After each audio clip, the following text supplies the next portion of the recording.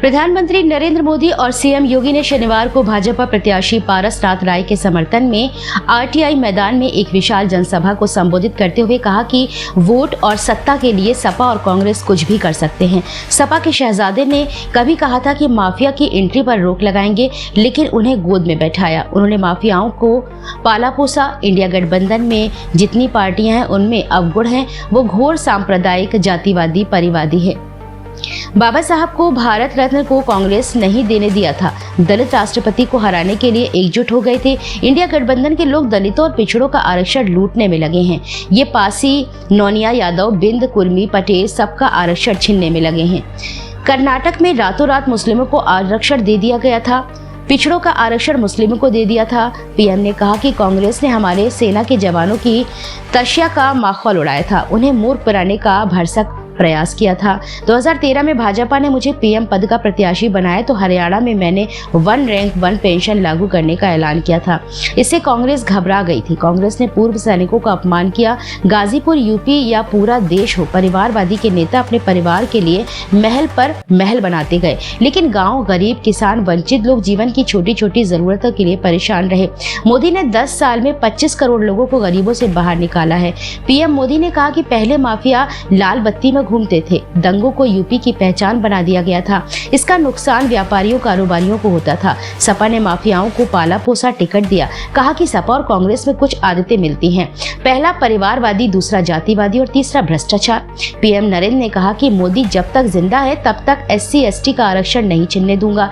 वंचितों का जो अधिकार है, मोदी उसका चौकीदार है। पीएम मोदी ने कहा कि आप याद करिए कांग्रेस कैसे सरकारें चलाती थी। ताड़ी घाट का शिलान्यास गहमरी बाबू ने कराया था, लेकिन 6 दशक तक ये काम लटका रहा। इंडिया पार्टियों को कितनी सरकारें आई और चली गई, लेकिन पुल नहीं बना। ये पुल तब बना जब आपने मोदी को सेवा करने का मौका दिया। यह मेरा सौभाग्य था कि बाबूजी का सपना साकार किया और यहाँ आकर उद्घाटन किया। काम लटकाने और हक मारने में कांग्रेस को महारत हासिल है।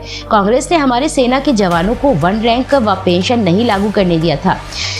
2024 में पूरी दुनिया भारत की ओर सम्मान के भाव से देखती है। सीएम योगी ने कहा कि आज पटाखा फूटता है तो पाकिस्तान सफाई देता है कि हमने कुछ नहीं किया।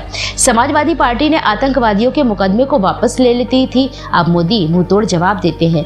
पीएम मोदी के नेतृत्व में भारत में विकास का कार्य हुआ है। सीएम योगी ने कहा कि पूर्वांचल के माफियाओं का सफाया हो गया है। सभी भाषणों के बीच एक बार फिर महंगाई, बेरोजगारी, किसानों की समस्या पर कुछ बातें भी नहीं है और इस अवसर पर भाजपा के प्रदेश महामंत्री अमरपाल मौर्य, लोकसभा प्रभारी RP कुशवाहा, राकेश त्रिवेदी, MLC चंचल सिंह, जिला पंचायत अध्यक्ष सपना सिंह, पूर्व मंत्री विजय मिश्रा, पूर्व जिला अध्यक्ष कृष्ण भारी राय, भानु प्रताप सिंह, अभिनव सिन्हा, सरिता अग्रवाल, विनोद अग्रवाल, अजय कुशवाहा आदि लोग उपस्थित थे। कार्यक्रम की अध्यक्षता जिला अध्यक्ष सुनील सिंह ने की।